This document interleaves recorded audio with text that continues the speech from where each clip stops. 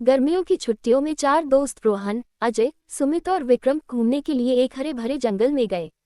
वे सभी बचपन के दोस्त थे और हमेशा रोमांच की तलाश में रहते थे।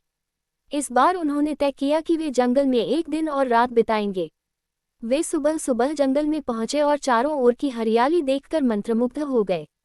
पक्षियों की चहचहाहट, हवा में ताजगी और पेड़ों की छांव ने उनका मन मोह लिया। वे जंगल में घूमते हुए एक गहरी नदी के पास पहुंचे। पानी इतना साफ था कि उसमें मछलियां तैरती हुई साफ दिखाई दे रही थीं। जैसे ही दोपहर हुई, वे एक विशाल बरगद के पेड़ के नीचे बैठकर खाना खाने लगे। तभी उन्हें कहीं से हल्की हल्की आवाजें सुनाई देने लगीं। आवाजें किसी के फुसफुसाने जैसी थीं। पहले तो उन्होंने इसे हवा का खेल समझा, लेकिन जब आवाजें तेज होने लगीं, तो वे घबरा गए। यह क्या हो सकता है? अजय ने सहमे हुए कहा। कहीं कोई जंगली जानवर तो नहीं? सुमित ने डरते हुए पूछा। विक्रम, जो सबसे बहादुर था, बोला, हमें देखकर आना चाहिए कि ये आवाजें कहाँ से आ रही हैं। चारों दोस्त धीरे धीरे आवाज की दिशा में बढ़ने लगे। कुछ दूर जाने पर उन्हें एक पुराना, टूटा फूटा मंदिर दिखा, जो पेड़ों और लताओं के बीच छिपा हुआ था। जैसे ही वे अंदर गए, उन्होंने देखा कि एक कोने में एक बुढ़िया बैठी हुई थी, जो धीरे धीरे कुछ बोल रही थी।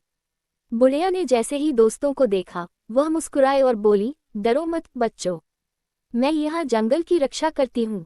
ये जंगल बहुत पुराना है और इसमें कई रहस्य छिपे हैं। रोहन ने हिम्मत जुटाकर पूछा, आप यहाँ अकेली क्या कर रही हैं?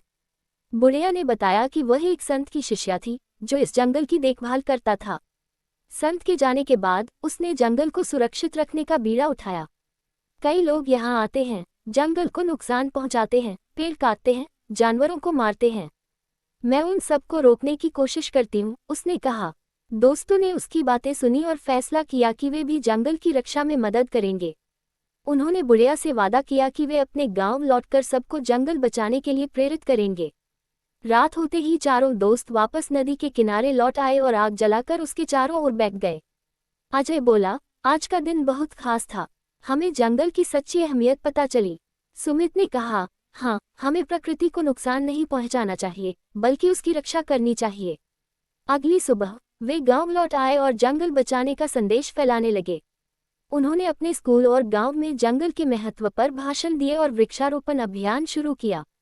इस यात्रा ने न सिर्फ उनकी दोस्ती को मजबूत किया, बल्कि उन्हें जीवन भर के लिए एक महत्वपूर्ण सीख भी दी, प्रकृति की रक्षा ही हमारी सच्ची जिम्मेदारी है।